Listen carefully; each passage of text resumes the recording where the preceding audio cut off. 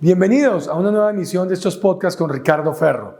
Ya ha entrado el mes de junio, ya estamos en festividades en el Tolima, en el Huila, en otras regiones del país. En la emisión de hoy vamos a tener como invitado especial al ministro de la Vivienda, el doctor Jonathan Malagón, uno de los ministros más jóvenes, por no decir que el más joven, del gabinete del presidente Duque. También vamos a contarles unas actividades que llevamos a cabo en el departamento del Tolima, en el municipio de Ambalema, en el municipio de Honda, teniendo contacto permanente con la ciudadanía, escuchando a nuestros paisanos.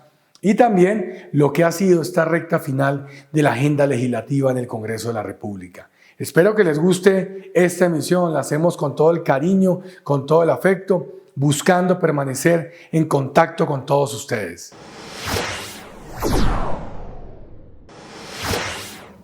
Bienvenidos a la entrevista central de esta semana aquí en los podcasts con Ricardo Ferro.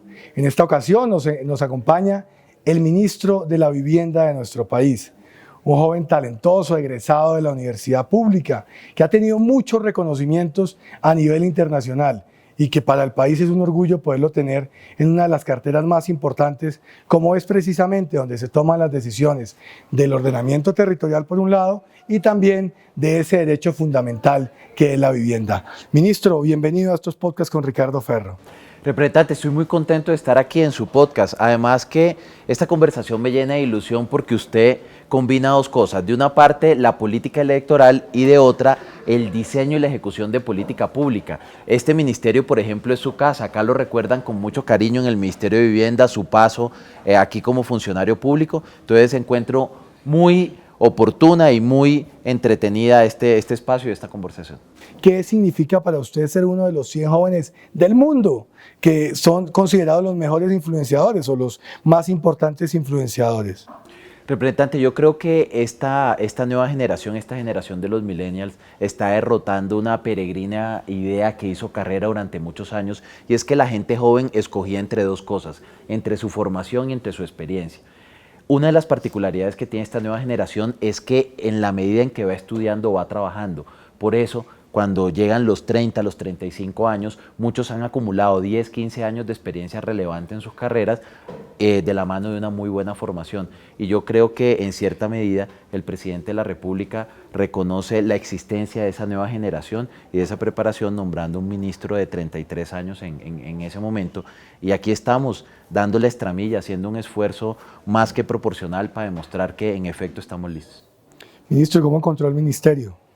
Es un ministerio muy importante para Colombia, es un ministerio muy bonito, es un ministerio joven, el más joven de los ministerios. Bueno, se acaba de crear el Ministerio del Deporte, pero hasta que no entre en funcionamiento somos el más joven de los ministerios de Colombia, pero en un periodo relativamente corto de tiempo se han logrado hacer unas transformaciones impresionantes. Este país en solo 10 años ha reducido casi a la mitad su déficit habitacional y en un periodo de 20 años aumentó 20 puntos la cobertura de agua. La verdad es que la nuestra en los últimos años, de la mano del crecimiento del PIB per cápita, ha sido un salto cuántico en términos de vivienda, pero hoy yo diría que estamos en un punto, yo le llamaría una revolución incompleta, porque si bien hemos avanzado mucho, nos hace falta el segmento más difícil, y usted sabe que cuando uno habla de universalización de casas o de prestación del servicio de agua, de saneamiento básico, lo más difícil siempre es la última milla, el último pedacito, llegar a los más pobres. Y en ese propósito estamos, tenemos un equipo de trabajo insuperable, y digamos que el Congreso de la República nos ha acompañado desde el punto de vista del presupuesto para que podamos desarrollar programas y tener una oferta institucional muy robusta que nos va a permitir cumplir unas metas muy ambiciosas que nos trazamos en el plan de desarrollo.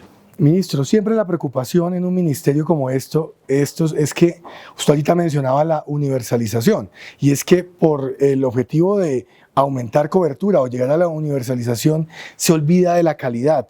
¿Cómo poder compatibilizar en este periodo, por ejemplo, la calidad en materia de vivienda, que siempre es una queja que ha existido, por cuanto siempre se dice, hombre, por estar haciendo tantas casas, se les olvida que tienen que ser de más de una habitación, que tienen que tener unos espacios donde se respeten los derechos de los niños, donde realmente haya una calidad en esa vivienda, ministro? Esa reflexión es muy importante, representante, porque cumplir las metas de cobertura a costa de la calidad es un ejercicio relativamente trivial. El gran desafío de política es que podamos llegar a los más necesitados sin sacrificar calidad. Cuando uno habla de calidad de vivienda, yo diría que uno debe tener en cuenta dos dimensiones. Hay una primera dimensión que tiene que ver con la casa en sí misma, con la estructura, con los materiales, pero hay una segunda que este ministerio ha reivindicado, y el presidente Duque de la campaña lo dijo, y es que la calidad de la vivienda también está en el urbanismo, en la infraestructura complementaria, en la construcción de barrio, en los espacios, en la ciudad, en la cercanía que hay hacia los bienes públicos. Entonces, respecto a lo primero, este ministerio reglamentó, por ejemplo, esa ley anti-space que fue tan famosa, que fue de iniciativa del Congreso de la República en la pasada legislatura, esa ley anti-space, que es la de vivienda segura, que permite garantizar la calidad de los materiales, de las estructuras y de los diseños. Digamos que esa reglamentación la sacamos adelante, mandando un mensaje importante para los compradores. Pero también hay un tema que para nosotros es fundamental, y es que la vivienda social tenga buen diseño y sea bonita. No puede ser que los acabados, una buena fachada, un buen diseño sea un atributo exclusivo de los estratos 4, 5 y 6. Y si algo hemos visto nosotros en los nuevos proyectos de vivienda es que son proyectos perfectamente equiparables con el estrato 4, con el estrato 5 desde el punto de vista de su diseño. Pero también está lo segundo del urbanismo. Nosotros somos unos obsesivos en que cada proyecto de vivienda tenga infraestructura social complementaria, hospitales, colegios, centro de desarrollo infantil, parques, polideportivos. ¿Por qué? Porque la política de vivienda moderna no termina con la entrega de las llaves, comienza con la entrega de las llaves y está migrando un poco hacia el concepto de hábitat y construcción de ciudad. Digamos que en eso es uno de los fundamentos que nos inspira y es uno de los elementos capitales de la forma en la que concebimos esta política. Ministro, eso suena muy bien, pero cuando uno va a ver los cierres financieros y va a ver los recursos tan escasos que hay, ¿cómo hace usted para lograr que todas esas posibilidades en materia urbanística y en materia de calidad de vivienda se puedan materializar en los estratos más bajos, ministro? Juntando esfuerzos. Es muy difícil pretender tener vivienda de calidad, tener vivienda para los más pobres y pensar que la nación puede, a través del mecanismo presupuestal, del cobro de impuestos, de la asignación de recursos en el presupuesto, cubrir todo este desafío. Por eso nosotros insistimos mucho en los esquemas donde participa el gobierno nacional, participan también las entidades territoriales y participan las familias beneficiarias. Entonces, por ejemplo, el programa Mi Casa Ya, un programa que se diseñó en el gobierno anterior, lo recibimos y lo estamos ampliando, lo estamos profundizando a través de Mi Casa Ya, con un aporte muy importante del gobierno nacional, pero un esfuerzo también de parte de las familias. Podemos llegar a la base de la pirámide. Semillero de Propietarios, un programa que nos llena de inspiración, es una suerte de módulo de Mi Casa Ya, que también con un esfuerzo de las familias nos permite llegar a los más necesitados. Los programas VIPA, que a través de las convocatorias VIPA hemos entregado casi, en este gobierno hemos asignado casi 6-7 mil viviendas en lo corrido de estos 10 meses. También el cierre financiero lo apoya en buena medida el hecho de que las alcaldías aporten unos recursos, las gobernaciones también, y se aporten los lotes. Entonces la suma de esfuerzo es lo que nos permite un cierre financiero donde podamos tener calidad y llegar a la base de la pirámide.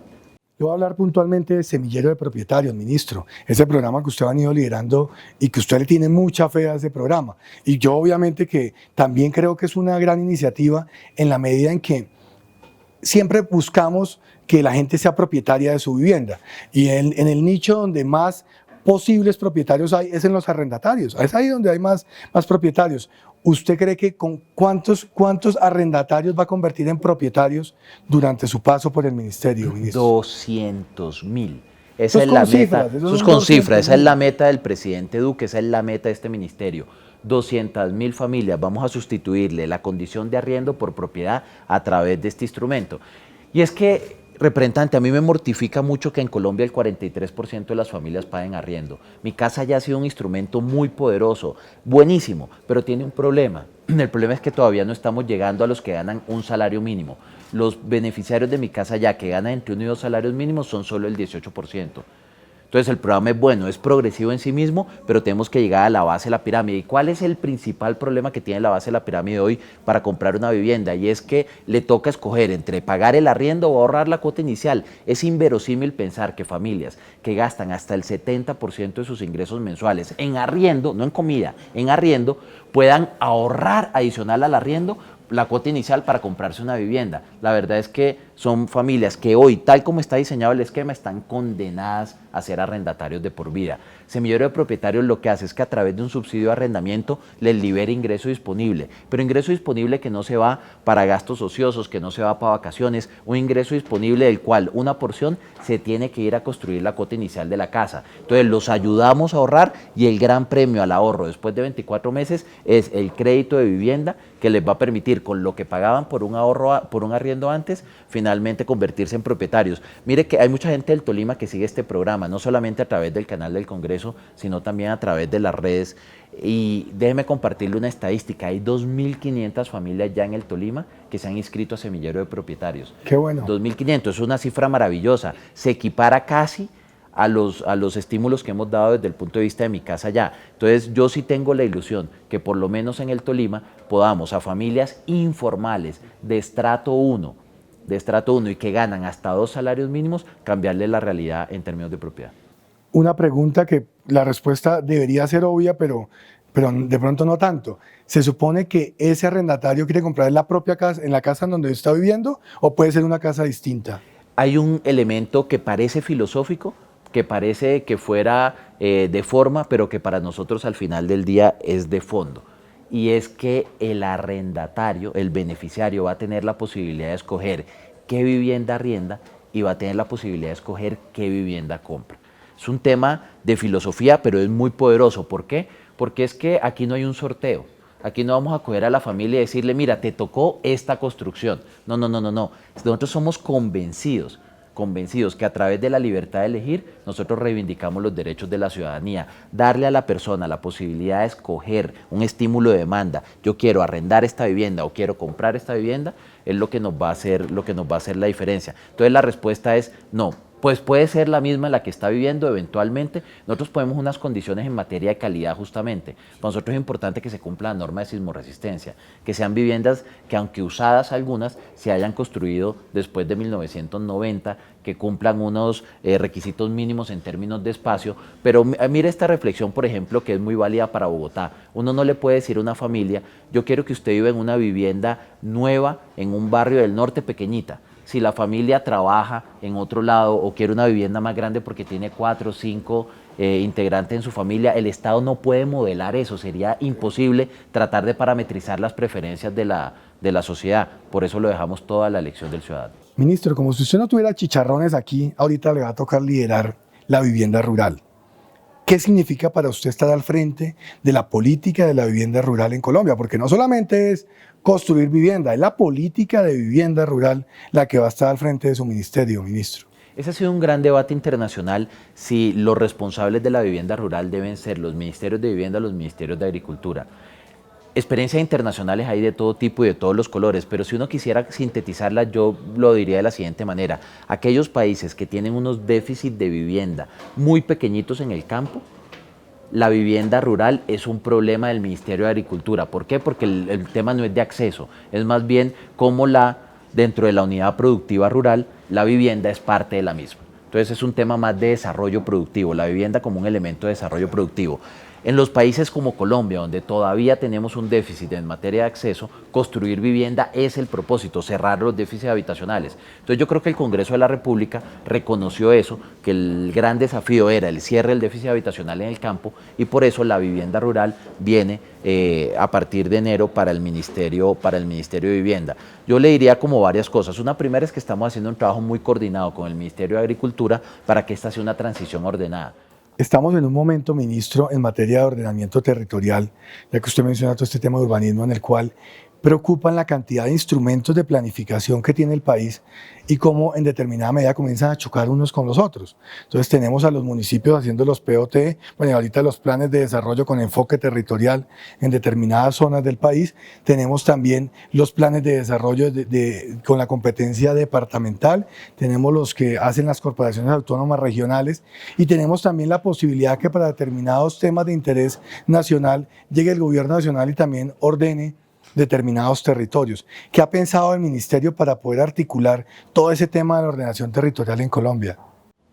En efecto, yo creo que la misma pregunta revela, desnuda la complejidad que tiene el problema del ordenamiento territorial en Colombia. Es denso, es complejo, tiene muchas instancias, tiene muchos actores y al final del día, yo lo diría así sin temor a equivocarme, Colombia es un país que está en una crisis de ordenamiento territorial. No puede ser que teniendo un tanto más de 1.100 municipios, 853 tengan el POT desactualizado. Y nos hemos puesto como país unos límites de tiempo para actualizarlos y esos plazos no se cumplen. Y no se cumplen, yo diría, principalmente porque hoy en día actualizar un plan de ordenamiento territorial para un municipio es un martirio. Hoy en día, y usted lo sabe muy bien, el presupuesto del ministerio es un presupuesto de inversión. Nosotros no podemos hacer gasto, lo que dicen los expertos en contabilidad, no podemos tener un OPEX, nuestro presupuesto es para un CAPEX. Pero es muy importante que el ministerio reconozca que aquellos municipios que no tienen los recursos ni las competencias desde lo técnico, hombre, la nación le financie esos estudios. Y lo segundo, que podamos racionalizar el número de estudios que se requieren para actualizar un POT. Esos dos instrumentos son de ley y yo estoy completamente seguro que con el apoyo del Congreso de la República vamos a poder cumplir esa meta, vamos a poder establecer la meta y dotar al Ministerio de instrumentos para que le ayudemos a las entidades territoriales a cumplirla. Ministro, tuve la posibilidad de estar en la convención bancaria, donde usted le dio un parte de tranquilidad, o usted dio un parte de tranquilidad en esta convención bancaria sobre el tema de la vivienda en Colombia. Siempre se ha hablado que el tema de la vivienda es cíclico, y bajo esa premisa de que sea cíclico, ¿en qué punto cree usted que nos encontramos en este momento de ese ciclo en la vivienda en Colombia? Nosotros nos encontramos en un momento del ciclo que se llama la recuperación. Entonces, estuvimos en un momento de boom que fue coincidente con el minero energético. El sector empezó a perder tracción y desde finales del 2016 el sector está creciendo en terreno negativo. Cuando llegamos al gobierno llevábamos casi 7 trimestres, 6, 7 trimestres de crecimiento negativo consecutivo. Para que los televidentes tengan un orden de magnitud, esta es la crisis en el sector de edificaciones más larga después de la del UPAC. 6, 7 trimestres, uno tras otro, creciendo de manera negativa. El gobierno del presidente Duque lleva 3 datos de crecimiento. 2 han sido positivos, los primeros positivos en este periodo de 2 años, 2 años y medio, y el último que salió mal. ¿Eso qué nos quiere decir? Que estamos todavía en un proceso de consolidación de esa recuperación. Nosotros tomamos unas medidas para acelerar ese proceso de recuperación y esas medidas las hemos dividido en 2 dimensiones. Hay unas que tienen que ver con la vivienda de interés social y hay otras que tienen que ver con la vivienda de más alto valor. ¿Por qué la diferenciación? Porque en la vivienda de interés social al país no le está yendo mal. Las iniciaciones crecen al 15-18%. Eso es muy importante. Vienen de decrecer el año pasado y ahora crecen al 15-18%. Eso quiere decir que en Colombia, vivienda de interés social que se construye, vivienda de interés social que se vende. No hay una problemática en la vivienda de interés social. En cambio, en la vivienda de más alto valor, se fueron acumulando durante 7 años inventarios. Hoy tenemos más de 8.000 unidades de vivienda que se construyeron de alto valor y que no se vendieron y que ponen en serio problema a los constructores desde el punto de vista del financiamiento porque no tienen recursos para iniciar nuevos proyectos. Mientras no desacumulemos esos inventarios, es muy difícil pensar que el sector no bis le vaya bien. Entonces empecemos con el sector de la vivienda de interés social y quiero compartir una noticia que es maravillosa, por ejemplo, para el Tolima. Porque mire que en el Tolima pasa una cosa muy particular. Tenemos unos recursos de las cajas de compensación familiar que son unos recursos que sirven como cuota inicial para la compra de vivienda de interés social y tenemos otros del gobierno nacional. Esos recursos hoy en día están compitiendo y los usuarios eligen o me voy con la caja o me voy con el gobierno. Pero hay usuarios que incluso el aporte de las cajas o del gobierno no son suficientes para su cierre financiero. ¿Qué queremos? Que podamos sumar esos subsidios. Y escúcheme esta noticia, vamos a entregar hasta 50 salarios mínimos a las familias más pobres de Colombia para que tengan esa cuota inicial para comprar su vivienda. Eso es maravilloso, porque estamos hablando de 41 millones de pesos. Pensemos una vivienda de 80, 85 millones, donde la familia arranca con 41 millones de pesos de subsidio a la cuota inicial. El Fondo Nacional del Ahorro, un banco privado, le presta los 40 millones restantes. Y de ese préstamo, 4 puntos de la tasa de interés, que puede ser la tercera parte de la cuota, la paga el gobierno nacional. Entonces son una serie de medidas, están estas y otras, pero el mensaje en general que yo le daría a todos los que nos escuchan a esta hora es que nunca antes había sido tan fácil en Colombia comprar vivienda. Ministro, el tiempo se me está acabando y me va a quedar viendo usted una próxima entrevista para hablar del tema del agua, que es un tema muy importante en el país, pero ya me toca ir cerrando. Oiga, ministro, y para ir cerrando con temas un poco menos de su cartera, usted es millennials, igualmente, o sea, su edad, por su edad, es un ministro joven, es un ministro que también le tocó cuando antes de ser ministro, yo les decía al principio de esta entrevista que usted estudió en la universidad pública, en la Universidad Nacional, que me imagino que jugó PlayStation, ¿no? Esas maquinitas que le gustaba, me imagino que también hizo deporte. ¿Cómo compatibiliza hoy en día su vida como ministro con su vida personal siendo tan joven, ministro? Yo creo que la función pública en general impone grandes desafíos en el balance de la vida laboral con la vida personal, pero en particular a un millennial se los exacerba. Se los exacerba porque en efecto cambian muchos de los hábitos pues para poder atender ¿Se siente un viejo joven o no? Más o ¿No se menos, siente vea, un viejo usted ahorita joven? que decía lo del PlayStation, no es falso. Yo he tenido todas las consolas de videojuego ¿Cuál y juego antes le de gusta entrar más? juego mucho FIFA Ah, y soy buenísimo. ¿Usted juega?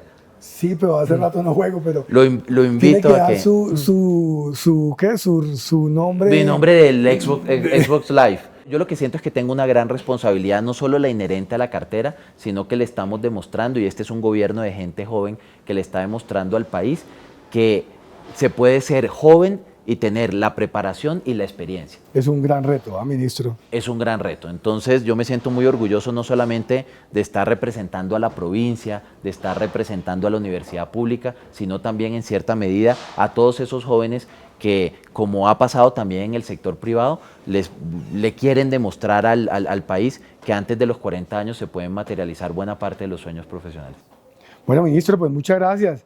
Ahí tenemos al ministro de Vivienda de nuestro país, una persona preparada, un pilo joven, talentoso, con ganas de trabajar por nuestro país, que en este primer año que ya termina o que ya terminó de esta primera legislatura en el Congreso de la República, ha podido entablar con el Congreso un diálogo muy propositivo, él desde el Ejecutivo y nosotros desde el Legislativo, y quería que hoy lo tuviéramos acá para que nos contara todo lo que ha sido esta gestión. Ustedes lo han escuchado con cifras, siempre atendiendo pues a las preguntas, no desviándose en sus respuestas, sino buscando poder que los que lo escuchan a él puedan entender en palabras muy fáciles toda la gestión que se está haciendo aquí al frente del Ministerio de Vivienda. Ministro, muchas gracias. Quedo pendiente de la nueva invitación y de nuestro duelo en PlayStation.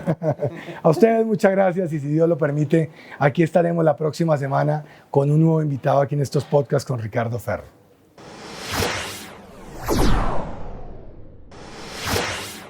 En el tema de la semana queremos preguntarles a ustedes, salimos a la calle para que ustedes nos cuenten qué opinan de que ahora las personas van a poder consumir licor y sustancias psicoactivas en los parques, en las plazas, en los espacios públicos. Queremos oír su opinión. Esta semana hicimos un plantón en la Plaza de Bolívar en Bogotá, en el Centro Democrático, precisamente para protestar por esta posibilidad, porque estamos convencidos que hay que defender la familia, que hay que defender a nuestros jóvenes, a nuestros niños, y que no podemos permitir echar para atrás en esta lucha que se ha emprendido por parte del gobierno del presidente Duque en contra del microtráfico, de los jíbaros, de los expendedores de droga.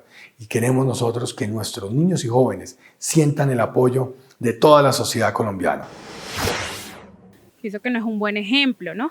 Entonces yo pienso que los países y las culturas deben ir a más. No critico que las personas tengan sus condiciones o sus preferencias, es respetable, pero hacerlo en espacios públicos, pues, no quiero politizar la opinión, pero pues sí me voy un poco hacia el concepto que tiene nuestro presidente Duque respecto al tema. Yo creo que es constitucional que los derechos de los niños prevalecen por encima de todos.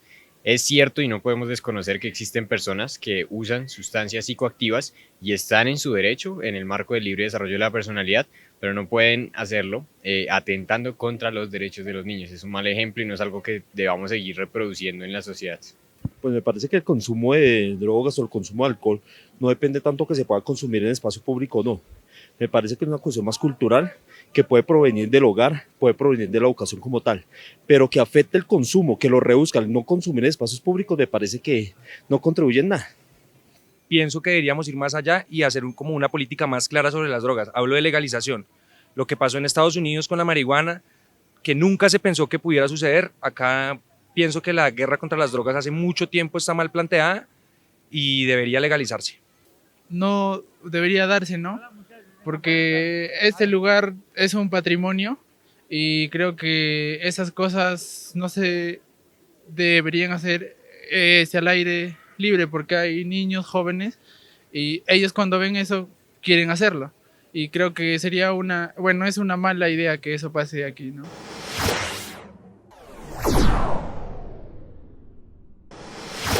En Comisión Quinta de la Cámara de Representantes se aprobó nuestro proyecto de ley 053 del 2018, cierre y abandono de minas, que busca mitigar toda la carga ambiental que genera un mal cierre y abandono de minas en el país.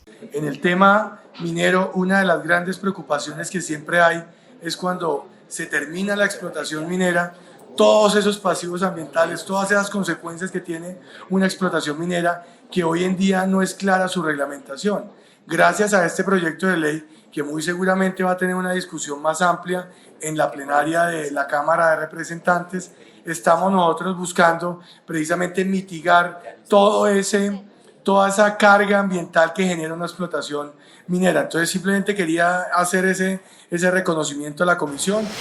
Nos reunimos con el subdirector de Estudios e Innovación de INVIAS, Mario Alberto Rodríguez Moreno, con quien hablamos sobre el avance en la realización de los estudios y diseños en el Puente El Paso en el Carmen de Apicalá.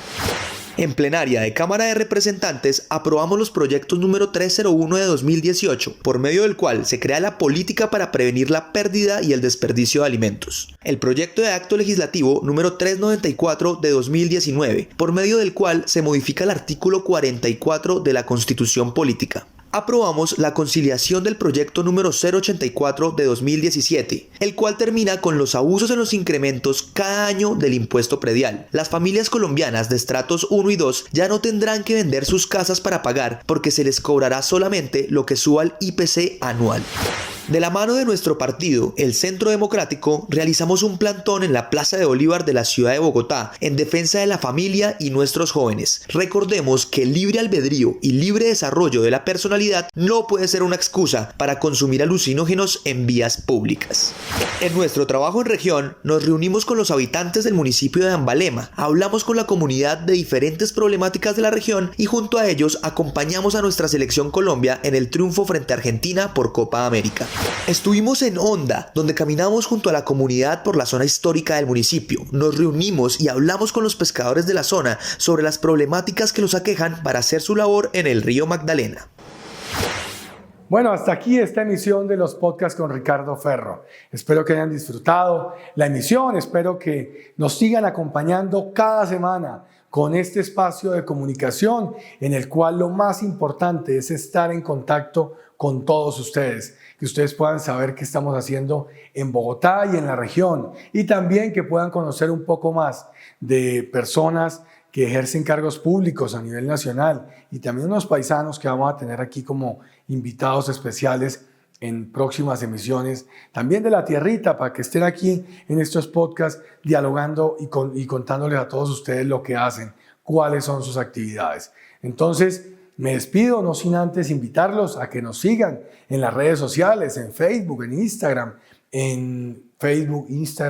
Twitter, casi se me olvida el Twitter, que también es otra red social en la cual estamos en contacto con todos ustedes. Así que, si Dios lo permite, aquí nos vemos la próxima semana en los podcasts con Ricardo Ferro.